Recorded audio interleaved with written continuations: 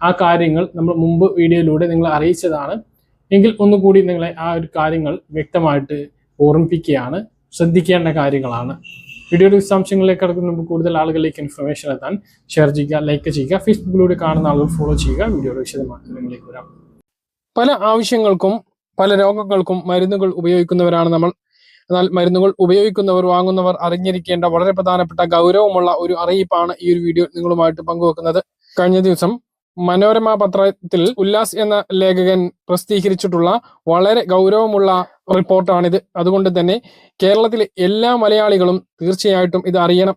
ഇല്ല എങ്കിൽ നമ്മുടെ ജീവന് തന്നെയാണ് ഭീഷണി. അതുകൊണ്ട് തന്നെ പല ആളുകളും ഈ റിപ്പോർട്ട് കണ്ടിട്ടുണ്ടാകില്ല. അപ്പോൾ അങ്ങനെയുള്ള ആളുകൾക്ക് ഇതിന്റെ ഗൗരവം മനസ്സിലാക്കുക, ഈ റിപ്പോർട്ടിലുള്ള കാര്യങ്ങൾ നിങ്ങളെ ബോധ്യപ്പെടുത്തുക എന്നുള്ളതാണ് വീഡിയോയുടെ. ഗുണനിലവാരമില്ല, വാങ്ങുന്നതെല്ലാം മരുന്നല്ല, പിടിച്ചെടുത്തത് 5.2 കോടി രൂപയുടെ മരുന്ന്, പല പ്രമുഖ കമ്പനികളുടെയും പേരിൽ വ്യാജനും, ഇങ്ങനെയുള്ള ഒരു ഹെഡിങ്ങോട് കൂടിയിട്ടാണ് മനോരമ പത്രത്തിൽ AS ഉല്ലാസ് എന്ന റിപ്പോർട്ടർ ഈ ന്യൂസ് പങ്കുവച്ചിട്ടുള്ളത്. ഇതിൽ തന്നെ പ്രത്യേകം പറയുന്ന ഒരു കാര്യം, പിടിച്ചെടുത്തത് 5 ജില്ലകളിൽ നിന്ന് മറ്റു ജില്ലകളിലെ കണക്കുകൾ ഇപ്പോൾ ലഭ്യമല്ല, അതുകൂടി ലഭ്യമാകുകയാണ് എങ്കിൽ കൂടുതൽ ഉണ്ടാകും എന്നുള്ളതാണ്. സർക്കാർ മരുന്നിലും നിലവാരം ഇല്ലാത്തവ ഉണ്ട് എന്നുള്ളതാണ് ഏറ്റവും ഞെട്ടിപ്പിക്കുന്ന കാര്യം. വിവരാവകാശത്തിന് ലഭിച്ചിട്ടുള്ള മറുപടിയിലാണ് ഈ കാര്യങ്ങൾ വ്യക്തമാക്കുന്നത് എന്നുണ്ട്. അപ്പോ വിശദമായിട്ട് നോക്കുകയാണ് എങ്കിൽ റിപ്പോർട്ട് ഇങ്ങനെയാണ്. 2 വർഷത്തിനിടെ സംസ്ഥാനത്ത് 5 ജില്ലകളിൽ ഡ്രഗ് കൺട്രോൾ വിഭാഗം നടത്തിയിട്ടുള്ള പരിശോധനയിൽ കണ്ടെത്തിയത് 5.2 കോടി രൂപയുടെ ഗുണനിലവാരം ഇല്ലാത്ത മരുന്നുകൾ.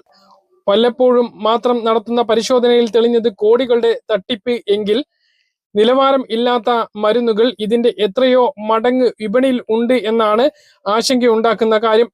മറ്റു 9 ജില്ലകളിലെ കണക്കുകൾ കൂടി ചേരുമ്പോൾ മരുന്നു വിപണിയിലെ തട്ടിപ്പിന്റെ വ്യാപ്തി കുത്തനെ ഉയരും.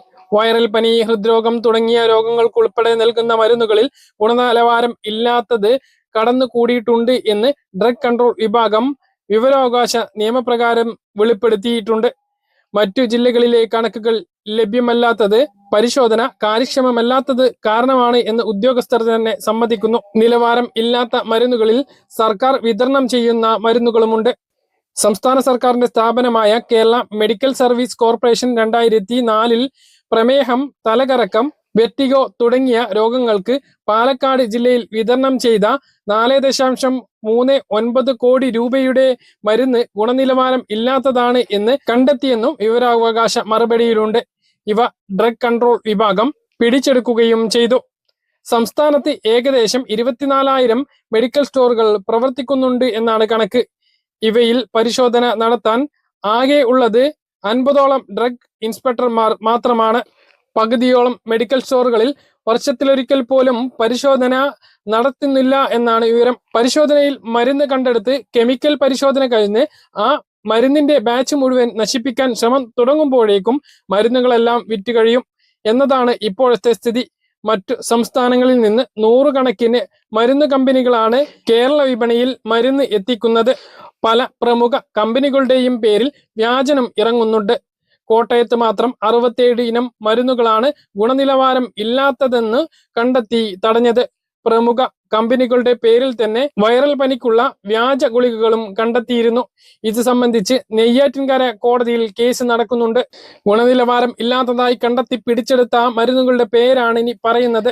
അറ്റോർവാസ്റ്റാറ്റിൻ, ഇത് കൊളസ്ട്രോളിനുള്ള മരുന്നാണ്. രക്തസമ്മർദ്ദത്തിനുള്ള ക്ലോണിഡിൻ, വെർട്ടിഗോ, തലകറക്കം എന്നിവയ്ക്ക് ഉപയോഗിക്കുന്ന ബീറ്റ ഹിസ്റ്റീൻ എന്ന മരുന്നും ആസ്മ, അലർജി എന്നിവയ്ക്ക് ഉപയോഗിക്കുന്ന മോണ്ടിലുക്കാസ് ലുക്കോട്രിൻ എന്ന മരുന്നും ഗുണനിലവാരം ഇല്ലാത്തതാണ് എന്ന് കണ്ടെത്തി.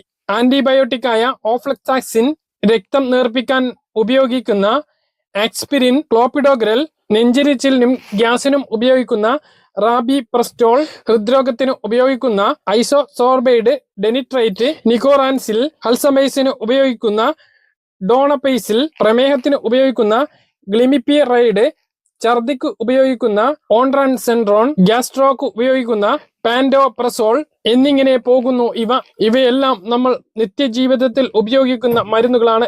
ഇവ പലതും ഗുരുതരമായിട്ടുള്ള ഹൃദ്രോഗം ഉൾപ്പെടെ രോഗങ്ങൾക്ക് ഉപയോഗിക്കുന്ന മരുന്നുകളുമാണ്. നിലവിൽ 5 ജില്ലയിലെ കണക്കുകൾ മാത്രമാണ് ലഭ്യമായിട്ടുള്ളത്.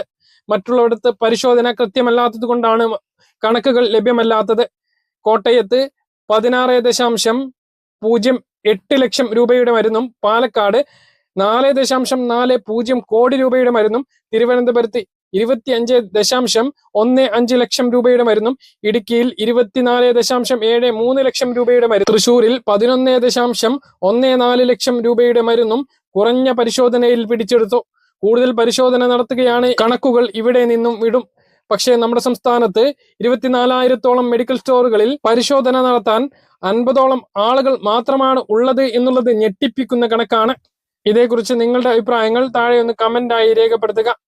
പറഞ്ഞ കാര്യങ്ങൾ കൃത്യമായിട്ട് മനസ്സിലാണെന്ന് കരുതുന്നു. ഇതുപോലെ ഇൻഫർമേഷൻ ലഭിക്കാൻ ചാനൽ സബ്സ്ക്രൈബ് ചെയ്യുക, ബെല്ലൈക്കൺ എനേബിൾ ചെയ്ത് വെക്കുക. മറ്റൊരു വീഡിയോയുമായി നമുക്ക് വീണ്ടും കാണാം. ദൂരെ ബൈ.